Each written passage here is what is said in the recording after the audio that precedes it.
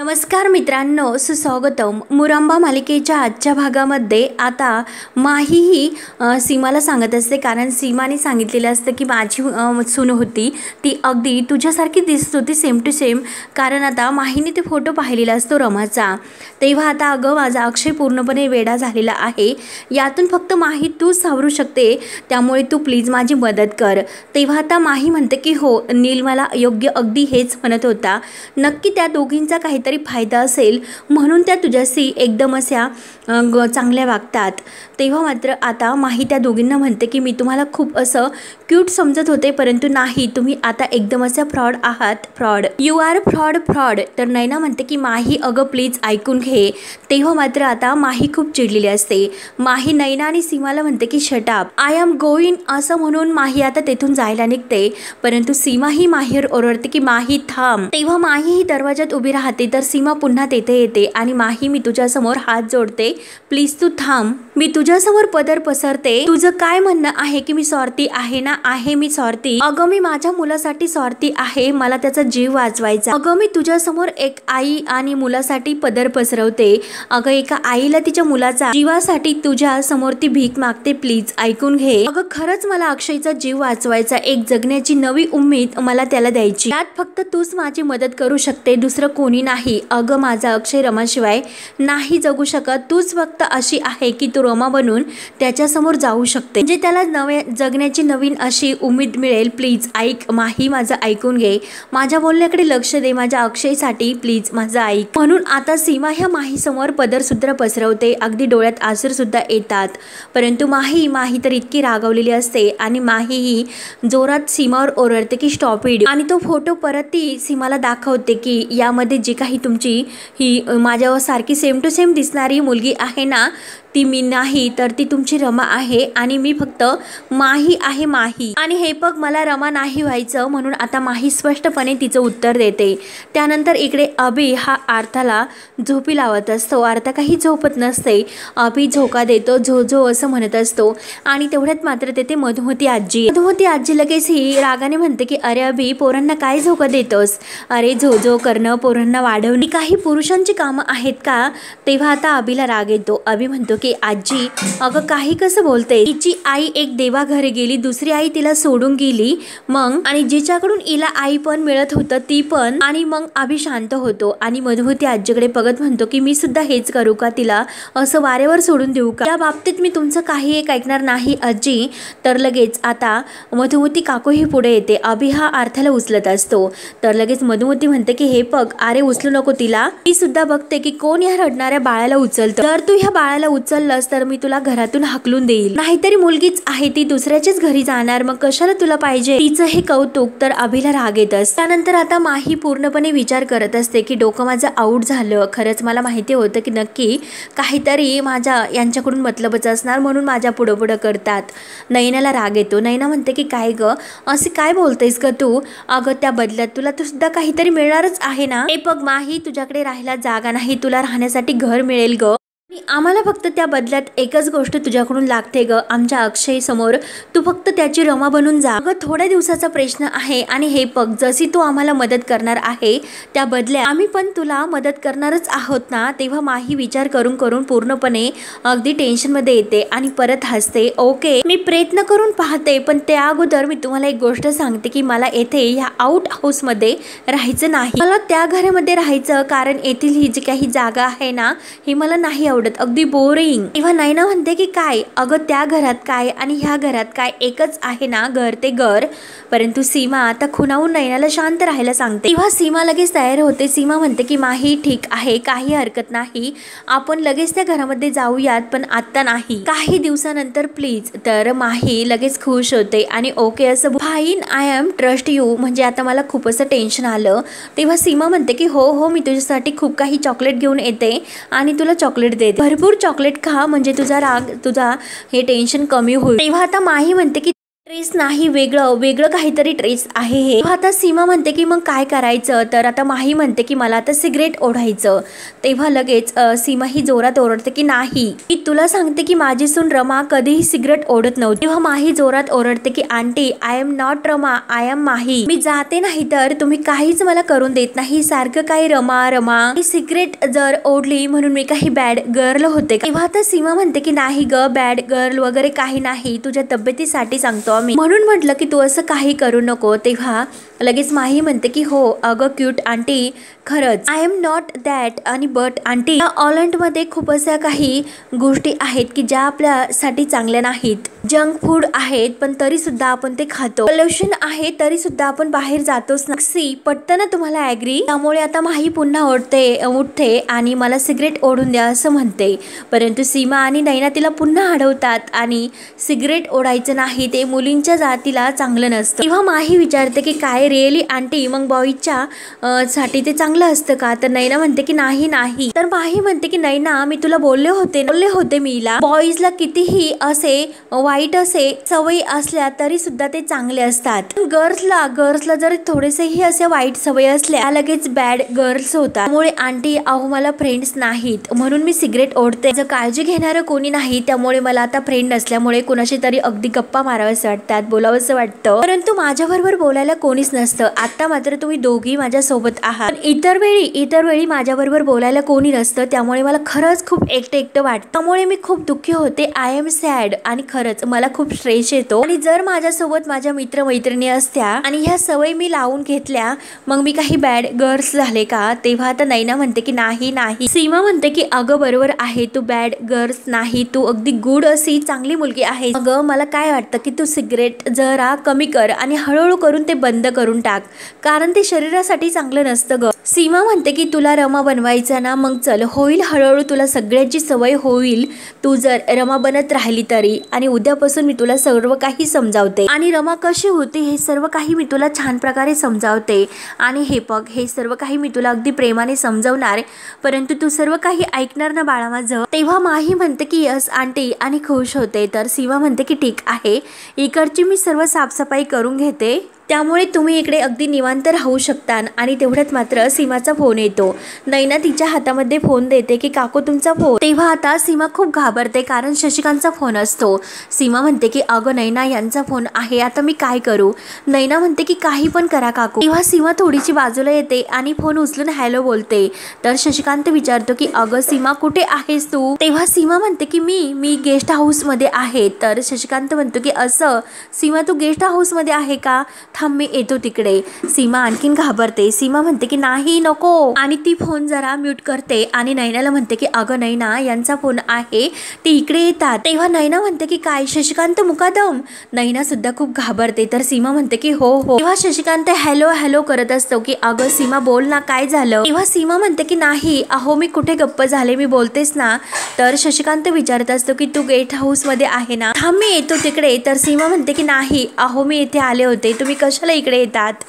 तेव्हा शशिकांत म्हणतो की सीमा अगं काय झालं, तू कशाला इतकी घाबरतेस? थांब येतो मी. आणि काय ग तू काही लपवतेस का माझ्यापासून? सीमा म्हणते की नाही अहो नाही, मी काही घाबरत सुद्धा नाही आणि तुमच्यापासून काही लपवत सुद्धा नाही. तेव्हा शशिकांत म्हणतो की हे बघ सीमा, अगं मी सुधारण्याचा खूप प्रयत्न करतोय, परंतु तू मला संशय घेऊन पुन्हा संशय घ्यायला भाग पडते. तर सीमा म्हणते की अहो तसं नाही, तुम्हाला माहिती आहे ना मी कशी आहे, ते मी वेंधळी आहे हे तुम्हाला माहिती तर आहेच. आणि मी अगोदर मला खूप भीती वाटते आणि मग माझ्या डोक्यामध्ये प्रश्न शिरतो, त्यामुळे तुम्ही नका येऊ, मीच येते तिकडे. तेव्हा आता सीमा बोलता बोलता फोन ठेवून देते. तर शशिकांत हॅलो हॅलो करत असतो.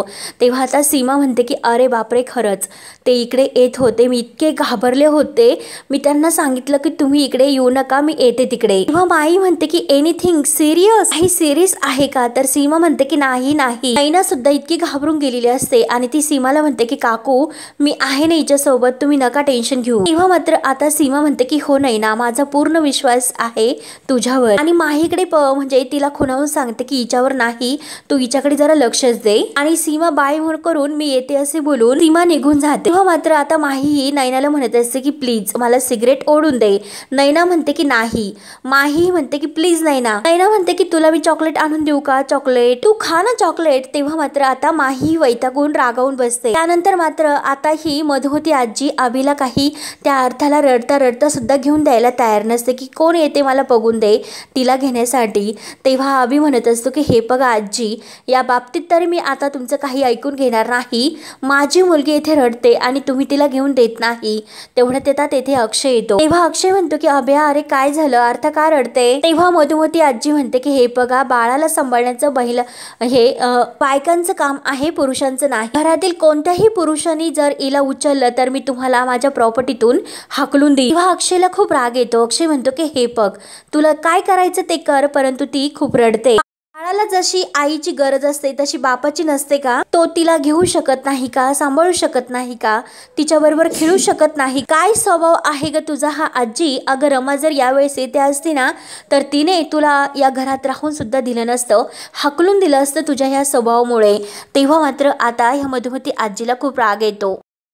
येऊन दे तिला परत, तीच तुला उत्तर देईल. आणि अभ्या चल तू अर्थाला उचलून घे, बघतो मी आजी काय करते ते. घे बरं अर्थाला उचलून, दे बरं माझ्याकडे. तेव्हा आता अभि अर्थाला उचलतो आणि अक्षयकडे देतो. तर अक्षय आपल्या अर्थाला शांत करत असतो आणि हसत हसत तो आजीकडे पाहतो आणि आजीला म्हणतो की हा तुझा स्वभाव आहे ना तो बदल, नाहीतर तुला तो महागात पडेल. तेव्हा आता अक्षय अभिला म्हणतो की तू जी काही दुधाची बॉटल आहे ना ती व्यवस्थित साफ कर आणि ती दूध गरम करून तिच्यामध्ये भरून तिकडे रूम मध्ये घेऊन ये. तेव्हा अभि म्हणतो की हो हो आणतो. तेव्हा अक्षय मात्र मधुमती आजीकडे रागाने बघत अर्थाला आपल्या रूम मध्ये घेऊन जातो. तेव्हा मात्र आता मधुमती आजीची तळपायाची आग मस्तकात जात असते. तिला खूप राग येत असतो की काय करू आणि काय नाही. तर अक्षय अर्थाला घेऊन रूम मध्ये येतो, तिला व्यवस्थित नादी लावत असतो, तिला शांत करत असतो. अर्थाला म्हणत असतो की हो अगं बाबा येतोय शांत हो. आणि तेवढ्या सीमा आत येते. सीमा म्हणते की काय रे अक्षय काय झालं हे बघ, अभिने दूध पाठवलं गरम, मी घेऊ का तिला. म्हणून अक्षय आता सीमाकडे अर्थाला देतो आणि सीमा ही गरम ती दुधाची बॉटल असते तर ती अक्षयकडे देते आणि सीमा ही अर्थाबरोबर खूप छान गप्पा करायला लागते. काय झालं बाळा, तुला भूक लागली की दुपट्यात नाही राहायचं, बांधून ठेवलं ना बांधून, बाहेर निघायचं ना बाहेर निघायचं. तेव्हा अक्षय लगेच सीमाला विचारतो की आई अगं अर्थाला सुद्धा रमाची आठवण येत असेल का ग. बहुतेक तिला रमाची आठवण येत असेल म्हणूनच ती रडते. आई मला सुद्धा रमाची आठवण येते ग, आपली रमा कधी परत येईल ग आई. म्हणून अक्षयचे डोळे भरून येतात.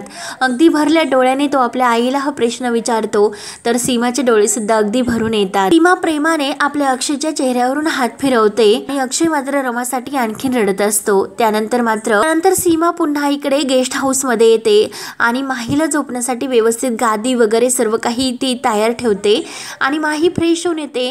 तर सीमा माहीला म्हणते की हे बघ इथून कुठेही जायचं नाही आणि समोरच्या बंगल्यात तर नाहीच नाही. बघ ना अगं हे घर मी किती छान तयार केलं तुझ्यासाठी, बघ ना किती छान तयार केलं आणि ते पण तुझ्यासाठी. अगं हे बघ जेव्हा तू रमा आता होण्यासाठी तयार होशील तेव्हा जेव्हा रमा होशील तेव्हा तुला स्वतःहून त्या बंगल्यामध्ये घेऊन जाईल. त्यावर माही खुशून म्हणते की यस. तर सीमा म्हणते की अगं यस बीस काही म्हणू नको, तुला पुन्हा एकदा बजावून सांगते की या खोलीच्या बाहेर जायचं. तर माही म्हणते की नाही. त्यावर तर सीमा म्हणते की अक्षयच्या समोर तू जोपर्यंत जायचं नाही जोपर्यंत तू रमा म्हणून तयार होत नाही. तेव्हा माही खुशून म्हणत असते की यस यस आंटी. तेव्हा नैना म्हणते की काकू मी असते ना तिच्या सोबत, नाही जाऊन देणार मी तिला. त्यानंतर आता रात्र होते. नैना आणि माही या झोपलेल्या असतात परंतु माहीला काही झोप लागत नसते कारण तिला सिगरेट ओढायची सवय असते आणि ती आता उठते. नैनाला झोपली की काही व्यवस्थित पाहते आणि लगेच नैना झोपलेली आहे ही बघून मात्र आता ती उठते आणि बॅगमधून सिगरेटचं पॉकेट घेते आणि स्वेटर अंगात घालते आणि आता गुपचूप असं पावलाने ती बाहेर येत असते आणि विचार करते की ह्या क्यूट आंटी सारखं रमा अक्षय का करत असतील. तेव्हा माही दरवाजा उघडते आणि नैना झोपलेली असते आणि माही ही इकडे दरवाजाच्या बाहेर येते. तेव्हा मात्र आता ही मधुमती आजी तर फोनवर बोलत असते. तेव्हा मात्र आता हिला फोनवर बोलायच्या नादी लागताच मागून गुपचूप ती आता आपल्या मुकदमांच्या घरामध्ये घुसते. तेव्हा मात्र आतमध्ये आल्यानंतर म्हणते की खरंच काय क्यूट असं हाऊस आहे, किती मोठं घर,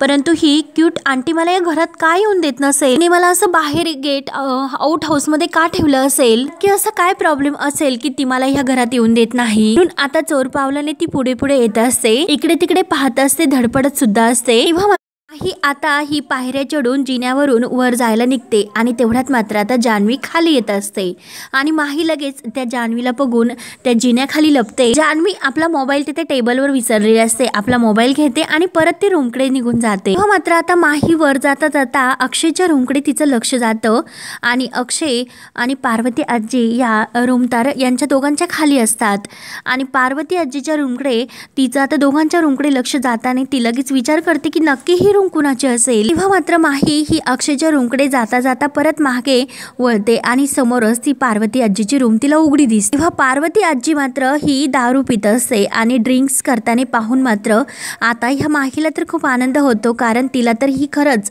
असे ड्रिंक्स वगैरे सिगरेट वगैरे पिण्याची तर खूप हौसच असते, अगदी तिच्या मनासारखं तेथे तिला पाहायला मिळतं। पार्वती आजीकडे बघून तिला तर खूप आनंद होतो आणि खरंच काय ही म्हातारी आहे, इतकं चिल मारते, खरंच काय चिल मारते। पार्वती आजीचा एक ग्लास झाला का एक ग्लास हा प्यायचा सुरूच असतं, परंतु हे सर्व ती करत असताना माही अगदी टकलवून पाहत असते आणि अरे यार मला सुद्धा आता हे हवं आहे। आणि तेवढ्यात मात्र आता पार्वती आजीला आद्याचा कॉल येतो आणि काय कुठे काय, अगं थांब जरा, ऐकू येत नाही म्हणून थांब मी बोलण्यासाठी बाहेर जाते असं म्हणून आता पार्वती आजी बाहेर निघून जात असते। काय ग आद्या, हा काही आनंदाचा प्रसंग होता का, असं करत करत पार्वती आजी बोलायला जाते, तोच लगेच माही ही लगेच बाजूला जाऊन लपते आणि तोपर्यंत मात्र आता ही म्हणजे माही आजी ही बाहेर गेलेली बघून लगेच घाईने गुपचूप रूममध्ये घुसते आणि एका त्या कपाटामागे लपते आणि परत ती त्या दारूच्या बॉटल जवळ येते। टेबलवर जे काही दारू वगैरे खाण्यासाठी वस्तू पदार्थ ठेवलेले असतात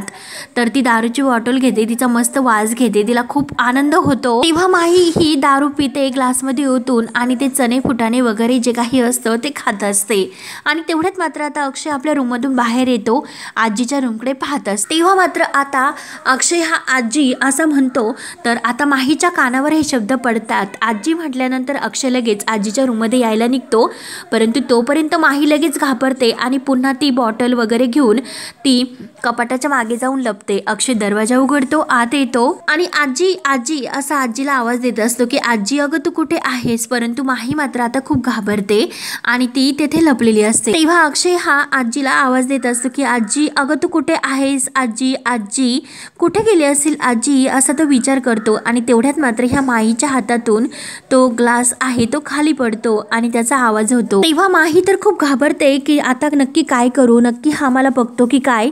तेव्हा अक्षयला समजतं की ग्लास कुठून खाली पडला असेल आणि नक्की कोणीतरी येते आहे हे त्याच्या लक्षात येतं। अक्षय म्हणत असतो की कोण आहे तिकडे, कोण आहे, आणि तो परत आपल्या एक एक पावलांनी तिकडे पाहायला येत असतो की त्या कपाटामागे नक्की कोण आहे, ग्लास कसा खाली पडलेला असेल। तेव्हा मात्र आता माही खूप घाबरते, आता माहीला असं वाटतं की नक्की काय करू मी। तेव्हा अक्षय एक एक पाऊल पुढे पुढे येत असतो आणि समोर तर माही आता लपलेली असते, ती देवाला हात जोडत असते की काही कर मला वाचव यातून। तेव्हा अक्षय समोर आरशामध्ये पाहत असतो की त्याला आता माही दिसते की नाही, तो एकसारखा बघत असतो तर माहीची इकडे पार घाबरून अगदी त्याची पूर्णपणे आता नक्की काय करू, इथून बाहेर कसं निघू, आता नक्की हा मला पाहतो की काय, याची ती पूर्णपणे तिला भीती वाटलेली असते आणि ती इतकी घाबरून गेलेली असते की नक्की आता इथून बाहेर कसं पडू। आणि अक्षय तर एक एक पाऊल असं तिकडे येत असतो आणि समोर त्याला आता त्या आरशामध्ये माही तेथे लपलेली दिसते, तो एकटक असा तिच्याकडे पाहतच असतो। तर आता नक्की काय होते तेव्हा हा भाग येथे संपतो। पुढील भागामध्ये माही इतकी घाबरलेली असते आणि ती डायरेक्ट आता नीलला भेटायला बोलावते। एका रेस्टॉरंटमध्ये ते एकमेकांना भेटतात तर माही ही नीलला म्हणत असते तू जर चांगला माणूस असशील तर आजच्या आज तू निर्णय घेशीलच। तेव्हा नील म्हणतो की ठीक आहे, आजच्या आज आपण लग्न करूयात, आपण आता आजच्या आज कोर्ट मॅरेज करूयात। ते ऐकून माहीला इतका आनंद होतो आणि ती नीलला लव्ह यू असं म्हणते। तेव्हा मात्र आता देविका आणि देविकाचे जे काही साथीदार असते तर ते माहीला अगदी शोधत इकडे तिकडे नक्की त्याच हॉटेलमध्ये येऊन पोहोचतात, परंतु आता तेथे त्या हॉटेलच्या बाहेर गाडी थांबली जाते आणि जो काही नील माहीसोबत बोलत असतो तर आता लगेच त्या माणसाला तो नील दिसतो, तो लगेच आपल्या देविका मॅडमला म्हणतो की मॅडम अहो तो मुलगा दिसतोय। तेव्हा दुर्बिणीमधून देविका ही त्या मुलाला पाहत असते आणि तिला आता नील तर ओळखतो, परंतु मात्र जी काही माही आहे आणि माही त्याच्यासोबत बोलत असते हे मात्र आता तेथे थोडंसं आडोशाला काहीतरी असतं. माही तिला काही दिसत नाही आणि तेव्हा मात्र आता तेथे तिला माही आहे की नाही ही ती अगदी बारकाईने पाहत असते. त्यानंतर इन्स्पेक्टर साहेब हे अक्षयला फोन करतात. पाटील साहेब हे अक्षयला म्हणत असतात की सॉरी खरंच, पण आम्हाला तेथे एक बॉडी सापडली आणि जी तुम्ही माहिती सांगितलेली आहे त्यानुसार आम्हाला त्यात साम्य आढळले. तेव्हा आता नक्की काय होणार आहे की नक्की आता हे काय इन्स्पेक्टर साहेबांनी कुणाची बॉडी सापडलेली असणार. तेव्हा आता अक्षयला खूप टेन्शन येतं. अक्षयला असं वाटतं की नक्की काय होईल आणि इकडे मात्र माही ही देविकाच्या तावडीत सापडलेली असते. तेव्हा आता हे सर्व कसं होतं की माही या संकटातून कशी बाहेर पडते आणि पुन्हा ती अक्षय समोर कशी येते हे पाहण्यासाठी आपल्या चॅनलला नक्की सबस्क्राईब करत राहा. धन्यवाद.